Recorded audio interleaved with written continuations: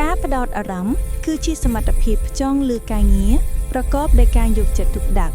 ចាប់តាំងពីការចាប់ផ្ដើមរហូតដល់ការងារនោះរួចរាល់ការផ្ដោតអារម្មណ៍បានយូរធ្វើឲ្យអ្នកសម្រេចនូវការងារដែលមានគុណភាពការទទួលស្គាល់និងមានផលិតភាពខ្ពស់ហេតុនេះការស្វែងយល់អំពីវិធីសាស្ត្រពង្រឹងការផ្ដោតអារម្មណ៍នឹងជួយឲ្យអ្នកបង្កើនផលិតភាពការងារព្រមទាំងសម្រេចកិច្ចការប្រកបដោយប្រសិទ្ធភាពដែលអាចជួយឲ្យជីវិតនិងអាជីពការងាររីកចម្រើនកាន់តែឆាប់រហ័សខាងក្រោមនេះគឺជាវិធីសាស្ត្រចំនួន9ដែលជួយពង្រឹងការផ្ដោតអារម្មណ៍របស់លោកអ្នកឲ្យកាន់តែប្រសើរ 1. ស្គាល់ខ្លួនឯងមុននឹងចាប់ផ្ដើមអភិវឌ្ឍសមត្ថភាពផ្ចង់អារម្មណ៍ជាដំបូងអ្នកគួរសង្កេតពីទម្លាប់ធ្វើការខ្លួនឯងសិនប្រសិនបើអ្នកតែងតែត្រូវបានមជ្ឈដ្ឋានជុំវិញខ្លួនមករំខានខណៈពេលធ្វើការនោះប្រហែលជាសមត្ថភាពផ្ចង់អារម្មណ៍របស់អ្នកនៅមានកម្រិតទាបនៅឡើយលើសពីនេះដើម្បីដឹងពីកម្រិតនៃសមត្ថភាពផ្ចង់អារម្មណ៍ខ្លួនឯងឲ្យបានច្បាស់អ្នកអាចអនុវត្តវិធីសាស្ត្រងាយៗដោយកំណត់ពេលជាក់លាក់សម្រាប់ខ្លួនឯងសម្រាប់ការងារអ្វីមួយបន្ទាប់មកចាប់ផ្ដើមសង្កេតថាតើអ្នកអាចផ្ចង់អារម្មណ៍បានយូរបំផុតរយៈពេលប៉ុន្មានហើយនៅពេលបែកអារម្មណ៍ត្រូវក្រឡេកមើលម៉ោងមុនគេការធ្វើបែបនេះនឹងធ្វើឲ្យអ្នកដឹងថាជាធម្មតាអ្នកអាចផ្ដោតអារម្មណ៍ធ្វើកិច្ចការមួយក្នុងរយៈពេលយូរកម្រិតណា 2. ពង្រឹងស្មារតីផ្ចង់អារម្មណ៍បន្តិចម្ដងចូលកំណត់គោលដៅអភិវឌ្ឍសមត្ថភាពផ្ចង់អារម្មណ៍របស់អ្នកនិងពង្រឹងវាបន្តិចម្ដងរហូតទាល់តែគោលដៅនោះត្រូវបានសម្រេចឧទាហរណ៍ប្រសិនបើបច្ចុប្បន្នអ្នកអាចផ្ចង់អារម្មណ៍បាន5នាទីដំណាក់កាលបន្ទាប់អ្នកអាចកំណត់ពេល7នាទីដើម្បីធ្វើការនៅពេលសម្រេចគោលដៅ7នាទីអ្នកអាចចាប់ផ្ដើមកំណត់ពេល10នាទីនៅដំណាក់កាលបន្ទាប់ទៀតហើយការពង្រឹងម្ដងបន្តិចគឺងាយស្រួលសម្រេច 3. មិននៅចិត្តអ្វីដែលនាំឲ្យបែកអារម្មណ៍ការនៅឆ្ងាយពីអ្វីដែលនាំឲ្យអ្នកបែកអារម្មណ៍ខណៈពេលធ្វើការគឺជាវិធីសាស្ត្រដ៏ល្អមួយដែលជួយអភិវឌ្ឍស្មារតីផ្ចង់អារម្មណ៍ខណៈពេលកំពុងធ្វើការអ្នកគួរបិទទូរទស្សន៍និងតាំងចិត្តថាមិនមើលបណ្ដាញសង្គមដាច់ខាតបន្ទាប់មករក្សាទូរស័ព្ទឲ្យឆ្ងាយពីដៃឬប្រើវាតែក្នុងករណីពិសេសដូចជាឆ្លើយតបតែអ៊ីមែលសំខាន់និងការហៅបន្តប៉ុណ្ណោះលើសពីនេះចូលកំណត់ពេលឲ្យបានត្រឹមត្រូវសម្រាប់ជជែកជាមួយមិត្តរួមការងារឬបុគ្គលិករបស់អ្នកប្រសិនបើអ្នកធ្វើការពីផ្ទះអ្នកអាចបើកទ្វារឬបង្អួចខណៈពេលកំពុងធ្វើការដើម្បីបង្ហាញប្រាប់គ្រួសារថាអ្នកកំពុងជាប់រវល់ជៀសវាងការរំខានពីពួកគាត់ 4. ផ្ដោតអារម្មណ៍ធ្វើកិច្ចការតែមួយការទទួលធ្វើកិច្ចការច្រើនក្នុងពេលតែមួយជាមូលហេតុចម្បងដែលនាំឲ្យបាត់បង់សមត្ថភាពផ្ចង់អារម្មណ៍ទោះជាទម្លាប់នេះហាក់បង្ហាញថាអ្នកធ្វើការងារបានច្រើនប៉ុន្តែការផ្ដោតអារម្មណ៍ធ្វើរឿងតែមួយនឹងជួយកាត់បន្ថយកំហុសឆ្គងព្រមទាំងជួយពង្រឹងគុណភាពការងាររបស់អ្នកបានល្អសមត្ថភាពផ្ដោតលើការធ្វើរឿងតែមួយនឹងជួយបង្កើនផលិតភាពការងាររបស់អ្នកព្រមទាំងជួយឲ្យអ្នកបំពេញការងារដែលមានគុណភាពខ្ពស់ 5. ចំណាយពេលខ្លះសម្រាកនៅពេលអ្នកផ្ដល់ឱកាសឲ្យខ្លួនឯងបានសម្រាកខួរក្បាលរបស់អ្នកក៏បានសម្រាកដូចគ្នាហើយទម្លាប់នេះនឹងជួយឲ្យអ្នកជៀសវាងការបំពេញការងារលើសកំណត់ឧទាហរណ៍អ្នកអាចចំណាយពេលពី5ទៅ10នាទីក្នុង1ម៉ោងដើម្បីសម្រាកដោយពេលនោះធ្វើចលនារាងកាយឬក៏ញ៉ាំទឹកជាដើមយ៉ាងណាក៏ដោយការសម្រាកមិនគួរលើសពី10នាទីទេហើយរយៈពេលនេះគឺសមល្មមក្នុងការបង្កើនថាមពលឡើងវិញនិងមិនធ្វើឲ្យអ្នកបែកអារម្មណ៍ 6. ចេះជំរុញខ្លួនមានពេលខ្លះអ្នកអាចមានអារម្មណ៍ថាកិច្ចការដែលអ្នកត្រូវធ្វើគួរឲ្យធុញទ្រាន់ហេតុនេះអ្នកមិនអាចផ្ដោតអារម្មណ៍លើកិច្ចការនោះបានម្ល៉េះហើយអ្នកគួររកវិធីជំរុញខ្លួនឯងឲ្យចង់ធ្វើការតាមមធ្យោបាយផ្សេងដូចជាការកំណត់ម៉ោងដើម្បីសម្រេចកិច្ចការឬក៏ការបង្កើតរង្វាន់មួយសម្រាប់ខ្លួនឯងក្រោយសម្រេចកិច្ចការឬក៏អ្នកអាចស្ដាប់ភ្លេងបណ្ដាធ្វើការបណ្ដាដើម្បីបន្លប់ភាពតានតឹងជាដើមនៅពេលដែលអ្នកមានអារម្មណ៍រីករាយខណៈពេលកំពុងធ្វើការល្បឿននៃការសម្រេចកិច្ចការនោះក៏លឿនផងដែរ 7. ធ្វើលំហាត់ប្រាណរាល់ថ្ងៃ ការធ្វើលំហាត់ប្រាណទៀងទាត់នឹងជួយឲ្យសមត្ថភាពក្នុងការផ្ដោតអារម្មណ៍របស់អ្នកកាន់តែប្រសើរព្រោះសកម្មភាពនេះនឹងជួយពង្រឹងសារធាតុគីមីសំខាន់ៗក្នុងខួរក្បាលហេតុនេះវាជួយឲ្យអ្នកមានកម្លាំងជំរុញពីខាងក្នុងនិងមានថាមពលបំពេញកិច្ចការដោយស្មារតីយកចិត្តទុកដាក់ខ្ពស់ម្យ៉ាងវិញទៀតការចំណាយពេលជាមួយធម្មជាតិដូចជាការស្រូបខ្យល់អាកាសបរិសុទ្ធឬដំណើរកម្សាន្តក៏អាចជួយឲ្យការផ្ចង់អារម្មណ៍របស់អ្នកប្រសើរឡើងដែរ 8. កំណត់កិច្ចការអត្ថិភាពមុននឹងចាប់ផ្ដើមថ្ងៃថ្មីអ្នកគួរធ្វើគម្រោងអំពីកិច្ចការដែលត្រូវធ្វើប្រចាំថ្ងៃនិងកំណត់កិច្ចការអត្ថិភាពដែលអ្នកត្រូវធ្វើមុនគេជាមុនសិនកិច្ចការអត្ថិភាពគួរជាកិច្ចការដែលចំណាយពេលយូរដើម្បីបញ្ចប់ហើយការធ្វើកិច្ចការនេះមុនគេអាចធ្វើឲ្យអ្នកប្រឹងប្រែងធ្វើការខ្លាំងព្រោះចង់សម្រេចវាឲ្យបានលឿនម្យ៉ាងទៀតប្រសិនបើកិច្ចការនោះធំខ្លាំងត្រូវបំបែកវាទៅជាបំណែកតូចៗជាមុនសិនដើម្បីងាយស្រួលគ្រប់គ្រងហើយធ្វើវាតាមដំណាក់កាល 9. កំណត់កិច្ចការមិនសមសំខាន់ការចំណាយពេលលេងបណ្ដាញសង្គមឬជជែកគ្នាច្រើនម៉ោងនឹងជះផលអវិជ្ជមានដល់ផលិតភាពការងាររបស់អ្នកជាពិសេសវាផ្ដល់ភាពលំបាកក្នុងការផ្ដោតអារម្មណ៍ធ្វើការទៀតផងហេតុនេះខណៈពេលកំពុងធ្វើការអ្នកអាចទុកក្រដាសមួយសន្លឹកនៅក្បែរតួហើយនៅពេលដែលអ្នកគិតថាចង់ធ្វើអ្វីដែលមិនសមសំខាន់ចូលសរសេរវាចូលក្នុងក្រដាសធ្លាមបន្ទាប់មកក្រោយបំពេញការងារចម្បងរួចរាល់អ្នកអាចពិនិត្យបញ្ជីនេះឡើងវិញដើម្បីកំណត់ថាតើអ្នកគួរធ្វើវាដែរឬទេជាដំណាក់កាលចុងក្រោយកិច្ចការណាដែលអ្នកមិនបានធ្វើសោះក៏គ្មានបញ្ហាដែរ 1. សរសេរអត្ថិភាពសំខាន់ៗនិងរំលឹកវាជាប្រចាំដើម្បីផ្ដោតការយកចិត្តទុកដាក់លើអ្វីមួយឲ្យត្រឹមត្រូវវាចាំបាច់ណាស់ក្នុងការរំលឹកខ្លួនរាល់ថ្ងៃពីអ្វីដែលចាំបាច់បំផុតស្វែងយល់អ្វីដែលចាំបាច់ក្នុងជីវិតដើម្បីកម្រិតគោលដៅឲ្យបានច្បាស់លាស់សួរខ្លួនឯងថាតើអ្វីដែលសំខាន់បំផុតសម្រាប់ខ្ញុំនៅឆ្នាំនេះគិតអំពីកិច្ចការទាំងនោះរួចជ្រើសរើសអត្ថិភាពសំខាន់ 4-5 និងសរសេរទុកហើយដាក់វានៅកន្លែងដែលអាចមើលឃើញញឹកញាប់ជាងគេ 2. កំណត់អ្វីដែលមិនសមសំខាន់រួចកាត់វាចោលព្យាយាមស្វែងរកឬរឹកនឹកសកម្មភាពអ្វីដែលតែងតែធ្វើឲ្យយើងខ្ជិះខ្ចាយពេលវេលានិងចាប់ផ្ដើមបោះបង់វាចោលត្រូវតែរកឲ្យឃើញនៅទម្លាប់មិនល្អនាំឲ្យយើងខាតពេលហើយតាំងចិត្តឲ្យមុតមាំថាឈប់ធ្វើតទៅទៀត 3. កាត់ផ្ដាច់ការរំខាននានាព្យាយាមធ្វើការនៅកន្លែងដែលគ្មានការរំខានជាកន្លែងដែលយល់ថាខ្លួនអាចបំពេញការងារបានផលផ្លែច្រើនបើវាជាហាងកាហ្វេចូលទៅទីនោះតែបើវាជាបណ្ណាល័យ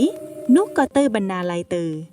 ប៉ុន្តែបើមិនអាចជាកន្លែងខ្លះគួរស្វែងយល់ពីវិធីដែលអាចប្រកាសអារម្មណ៍កុំឲ្យបែកឆ្វេងស្ដាំនិងរៀនគ្រប់គ្រងពេលវេលារបស់ខ្លួនជាមួយការងារឲ្យល្អបំផុត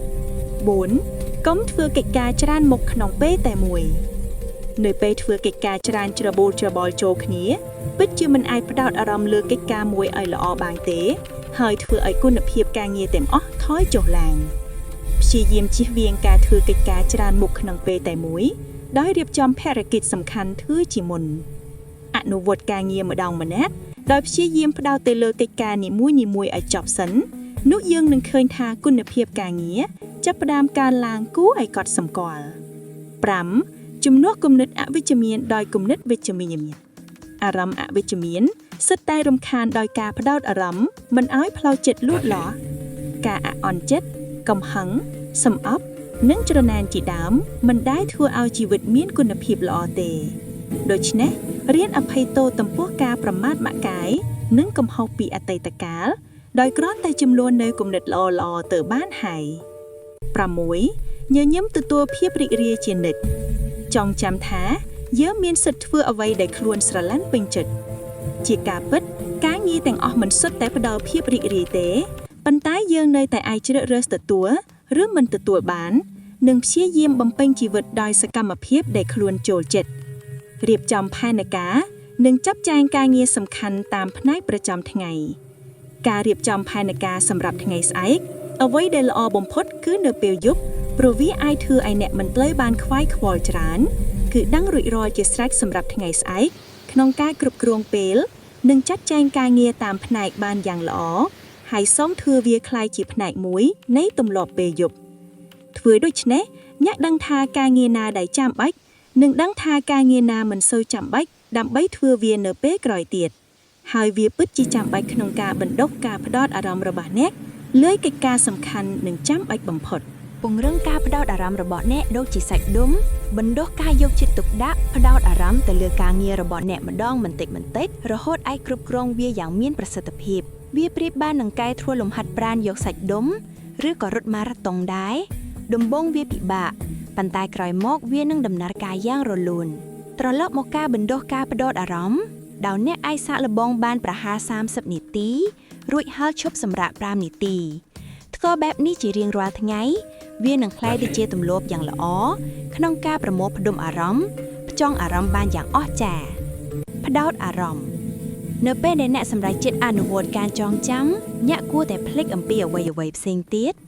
ហេតុអ្វីគួរតែបំភ្លេចការចងចាំបើអ្នកមិនត្រូវបានបំភ្លេចអំពីអតីតកាលនិងអនាគតនោះទេអ្នកនឹងមិនអាចធ្វើការផ្ដោតអារម្មណ៍បានទេវាគ្មានអីពិបាកនោះទេគ្រាន់តែផ្ដោតលើអ្វីដែលអ្នកកំពុងធ្វើនៅពេលនេះ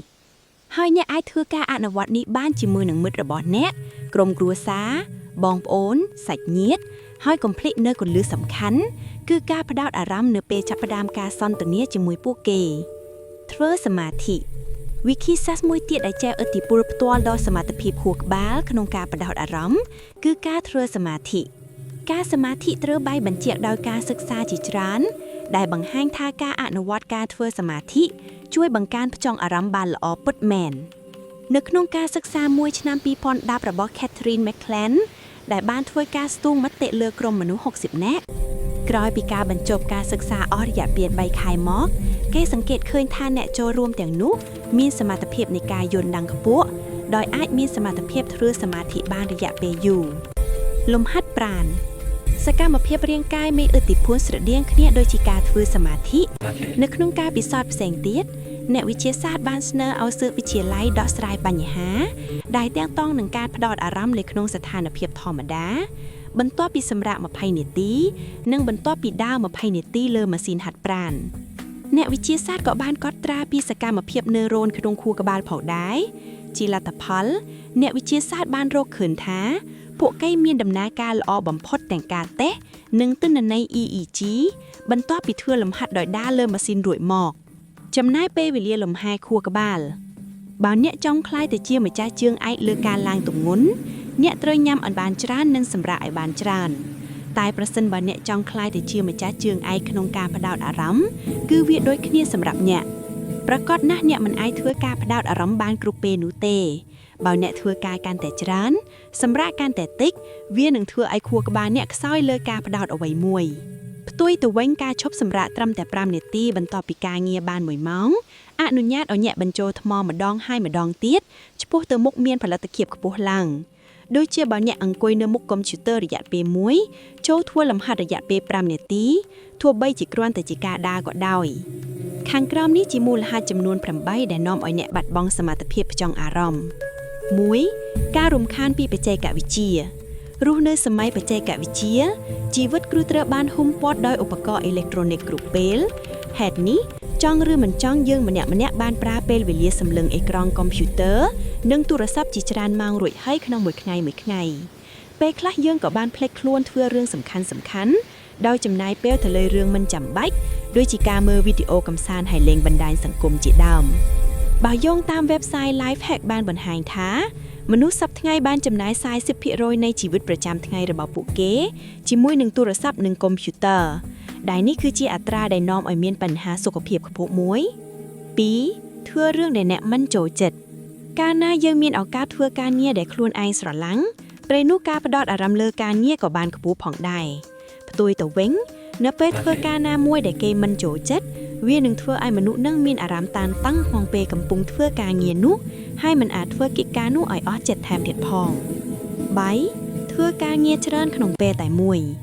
ការទទួលភារកិច្ចច្រើនពេកក្នុងពេលតែមួយក៏អាចជាហេតុផលមួយដែលនាំឲ្យបាត់បង់សមត្ថភាពផ្ចង់អារម្មណ៍ទៅលើរឿងដែលអ្នកកំពុងធ្វើបន្ថែមពីនេះការមានបន្ទុកច្រើនហួសហេតុពេកអាចបង្កើនភាពតានតឹងនិងការព្រួយបារម្ភច្រើន ហើយចំណុចនេះគឺជាមូលហេតុដែលបណ្ដាលឲ្យមានកវិង្ខ្វាក់នៃការផ្ចង់អារម្មណ៍ដោយដែលបានលើកឡើងខាងលើរួចមកហើយ 4. ភាពថប់បារម្ភនិងភាពតានតឹងច្រើនការខ្វល់ខ្វាយពីរឿងនេះរឿងនោះមិនចប់ការស្រមោលស្រមៃមុនហេតុការណ៍កើតឡើងនិងអារម្មណ៍ភ័យខ្លាចដែលកើតឡើងញឹកញាប់គឺជារោគសញ្ញាដែលបណ្ដាលមកពីការថប់បារម្ភនិងភាពតានតឹងខ្លាំងពេកហើយអាការៈទាំងនេះនឹងរំខានមិនឲ្យអ្នករស់នៅក្នុងបច្ចុប្បន្នភាពលើសពីនេះភាពខ្វល់ខ្វាយច្រើនជាមូលហេតុចម្បងដែលបណ្ដាលឲ្យពិបាកផ្ចង់អារម្មណ៍ដោយដែលបានលើកឡើងខាងលើរួចមកហើយ 5. កវិង្ខ្វក់សារធាតុចិញ្ចឹមកវិង្ខ្វក់នៃការផ្ចង់អារម្មណ៍អាចបណ្ដាលមកពីកវិង្ខ្វក់វីតាមីននិងសារធាតុចិញ្ចឹមជាទូទៅខួរក្បាលប្រែទៅជាអួរនិងមានការគិតយឺតហើយបាត់បង់សមត្ថភាពផ្ចង់អារម្មណ៍គឺបណ្ដាលមកពីកវិង្ខ្វក់វីតាមីន B, D និង C ដែលសារធាតុសំខាន់ជួយជំរុញឲ្យខួរក្បាលមានដំណើរការល្អ 6. គេងមិនគ្រប់គ្រាន់ខួរក្បាលរបស់យើងត្រូវការពេលវេលាក្នុងការសម្រាកនិងគេងឲ្យបានត្រឹមត្រូវនិងគ្រប់គ្រាន់ដើម្បីបំពេញកម្លាំងតាមរយៈការស្រាវជ្រាវចំនួនបានបង្ហាញថាការគេងមិនគ្រប់គ្រាន់គឺប៉ះពាល់ដល់ការផ្ដោតអារម្មណ៍សមត្ថភាពស្វែងយល់ពីទិន្នន័យលម្អិតការចងចាំនិងធ្វើឲ្យការសម្ពាធឈាមនិងបង្កឲ្យមានភាពតានតឹង 7. បញ្ហាសុខភាពផ្លូវចិត្តស្ថានភាពផ្លូវចិត្តដូចជា ADHD និង PTSD គឺជាមូលហេតុមួយដែលនាំឲ្យបាត់បង់សមត្ថភាពផ្ចង់អារម្មណ៍ទន្ទឹមនឹងនេះបើអ្នកបាត់បង់សមត្ថភាពផ្ចង់អារម្មណ៍ធ្ងន់ធ្ងរចូលធ្វើការពាក្យពិភាក្សាជាមួយនឹងអ្នកជំនាញឲ្យបានហ្មត់ចត់ដើម្បីពិនិត្យនិងព្យាបាលសុខភាពផ្លូវចិត្តក្នុងករណីដែលមានជំងឺ 8. អតុល្យអរម៉ូនពេលខ្លះអតុល្យអរម៉ូនអាចបង្កឲ្យមានផលប៉ះពាល់យ៉ាងខ្លាំងដល់សមត្ថភាពក្នុងការផ្ដោតអារម្មណ៍របស់មនុស្សចំណុចនេះគឺបណ្ដាលមកពីដំណើរការខួរក្បាលពឹងទៅតាមមុខងារគីមីរបស់អរម៉ូននៅពេលដែលមានបញ្ហាអតុល្យអរម៉ូនវានាំឲ្យអារម្មណ៍មានការផ្លាស់ប្ដូរច្រើននិងផ្លូវចិត្តមានលំនឹងមិនស្មើដោយចំណុចនេះនឹងជះឥទ្ធិពលអវិជ្ជមានទៅលើអារម្មណ៍ផ្ដោតនិងមុខងារយល់ដឹងរបស់ខួរក្បាលសរុបមកការបាត់បង់អារម្មណ៍ផ្ដោតបណ្ដាលមកពីមូលហេតុជាច្រើនដូចជាការរំខានពីបច្ចេកវិទ្យាការធ្វើការងារដែលខ្លួនឯងមិនមានចំណូលចិត្តការបំពេញភារកិច្ចច្រើនពេកក្នុងពេលតែមួយការថប់បារម្ភនិងភាពតានតឹងច្រើនពេកកវិង្ខ្វក់សារធាតុចិញ្ចឹមគេងមិនគ្រប់គ្រាន់និងបញ្ហាសុខភាពផ្លូវចិត្តផងដែរគន្លឹះ 5 ដើម្បីជួយអ្នកសម្រេចគោលដៅរបស់អ្នកដោយយកចិត្តទុកដាក់នៅពេលដែលអ្នកបានកំណត់គោលដៅដែលសមនឹងអ្នកបំផុតអ្នកអាចអនុវត្តយុទ្ធសាស្ត្រដើម្បីជួយអ្នកឲ្យសម្រេចបាននូវគោលដៅទាំងនោះសរសេរគោលដៅរបស់អ្នកបន្ទាប់ពីអ្នកបានស្រមៃឃើញមហិច្ឆតាដោយបានរកឃើញថ្មីរបស់អ្នកហើយសូមចំណាយពេលខ្លះដើម្បីសរសេរវាចុះកុំគ្រាន់តែវាយវានៅកន្លែងណាមួយក្នុងកំណត់ចំណាតរបស់អ្នកនៅលើទូរស័ព្ទរបស់អ្នកសរសេរវាដោយរាងកាយនៅក្នុងសៀវភៅកត់ត្រាការកំណត់គោលដៅរបស់អ្នកយ៉ាងច្បាស់លាស់ក្នុងទម្រង់ជាល័យលក្ខអត្ថៈត្រូវបានផ្សារភ្ជាប់យ៉ាងខ្លាំងជាមួយនឹងភាពជោគជ័យនៃគោលដៅមនុស្សដែលពណ៌នាយ៉ាងច្បាស់អំពីគោលដៅរបស់ពួកគេដោយការសរសេរវាចុះគឺទំនងជាមួយ1.4 ដងក្នុងការសម្រេចបានច្រើនជាងមនុស្សដែលមិនមាននោះជាភាពខុសគ្នាយ៉ាងខ្លាំងដោយគ្រាន់តែមកពីការសរសេរគោលដៅរបស់អ្នកក្នុងសៀវភៅកំណត់ហេតុបំបែកគោលដៅរបស់អ្នកប្រសិនបើអ្នកពិបាកក្នុងការធ្វើតាមគោលដៅដែលអ្នកតែងតែកំណត់សម្រាប់ខ្លួនឯងសូមពិចារណាកំណត់កម្រិតអបបារមីដែលអាចទទួលបានយ៉ាងងាយស្រួលសកម្មភាពតូចតាចប្រចាំថ្ងៃអាចមានប្រសិទ្ធភាពជាងការខិតខំប្រឹងប្រែងមិនទៀងទាត់ប្រចាំសប្តាហ៍ដូច្នេះបំបែកគោលដៅចុងក្រោយរបស់អ្នកទៅជាកិច្ចការប្រចាំថ្ងៃតូចៗបង្កើតរអត់គែមចិនដាវគោលដៅសរសេរគោលដៅសំខាន់របស់អ្នកនៅខាងលើហើយដំណើរជំហានរបស់អ្នកចុះក្រោមចិនដាវដែលនៅសល់ដោយកត់សម្គាល់ពីគោលដៅតូចៗដែលអ្នកត្រូវការសម្រេចដើម្បីសម្រេចបាននូវគោលដៅចម្បងរបស់អ្នកកែសម្រួលបរិយាកម្មទេយើងមិននិយាយអំពីការផ្លាស់ប្ដូរទៅទីក្រុងថ្មីឬទទួលបានផ្ទះល្វែងថ្មីនោះទេការផ្លាស់ប្ដូរបរិយាកម្មរបស់អ្នកនៅរបៀបផ្សេងអាចជួយអ្នកបង្កើតទម្លាប់ថ្មីខួរក្បាលរបស់យើងពិតជាល្អក្នុងការភ្ជាប់បរិយាកម្មរបស់យើងនឹងស្ថានភាពជាលក្ខណៈមួយដូច្នេះសញ្ញានៃបរិយាកម្មគឺជាកត្តាមូលដ្ឋាននៅពេលដែលនិយាយអំពីការបង្កើតទម្លាប់ថ្មីយោងតាមលោក Charles Duhigg អ្នកនិពន្ធសៀវភៅ The Power of Habit បាននិយាយថា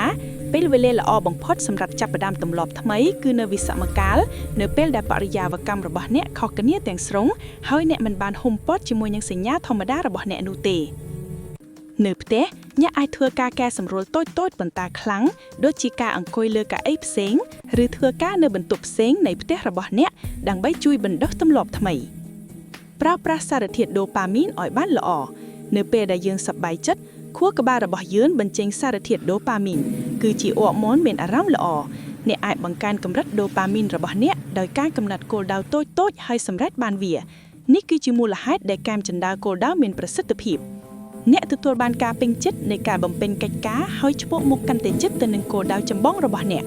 តើអ្នកដឹងទេអារម្មណ៍ដែលអ្នកមាននៅពេលដែលអ្នកឆ្លងកាត់កិច្ចការមួយក្នុងបញ្ជីការងារត្រូវធ្វើរបស់អ្នកនោះគឺជាការពេញចិត្តរាល់ពេលដែលខួរក្បាលរបស់អ្នកទទួលបានរង្វាន់ប្រញាប់នេះវានឹងចង់ឲ្យអ្នករក្សាវាទុកប្រសិនបើអ្នកមានគោលដៅធំនៅឆ្នាំនេះសូមបំបែកវាទៅជាផ្នែកតូចៗហើយឲ្យសារធាតុដូប៉ាមីនជំរុញផ្លូវរបស់អ្នកទៅកាន់គោលដៅធំកំណត់គោលដៅផ្ដោតទៅលើការខិតខំផ្ដោតទៅលើដំណើរការជាងលទ្ធផលការផ្ដោតទៅលើការខិតខំឆ្ពោះទៅកាន់ការសម្រេចគោលដៅរបស់អ្នកបានបង្ហាញជាការប្រតិបត្តិនិងការលើកទឹកចិត្តថែមទៀតផងហេតុអ្វីនេះជាឧទាហរណ៍ខ្លះៗគោលដៅផ្ដោតទៅលើលទ្ធផលខ្លះអាចមានដូចជាចង់លេសជាប់ការងារនិងទទួលបានការងារថ្មីសម្រក់ទម្ងន់10ផោនក្នុងខែក្រោយឬចូលគេងមុនម៉ោង10ហួសយប់ម្យ៉ាងទៀតគោលដៅផ្ដោតទៅលើការខិតខំមើលទៅដូចនេះថាខ្ញុំនឹងដាក់ពីការងារ25កន្លែងក្នុងខែនេះខ្ញុំនឹងហាត់ប្រាណ4ថ្ងៃក្នុងមួយសប្តាហ៍ក្នុងខែនេះឬខ្ញុំនឹងឈប់ផឹកកាហ្វេក្រោយម៉ោង2រសៀលនិងឈប់ហូបបាយក្រោយម៉ោង9យប់កាត់សម្គាល់ភាពខុសគ្នាទេការផ្ដោតទៅលើការខិតខំអាចជាការលើកទឹកចិត្តច្រើនថែមទៀតផងនិងឲ្យអ្នកទទួលបានកម្រិតដូប៉ាមីនប្រចាំថ្ងៃដោយដែលអ្នកឃើញវាបានពេញមួយថ្ងៃ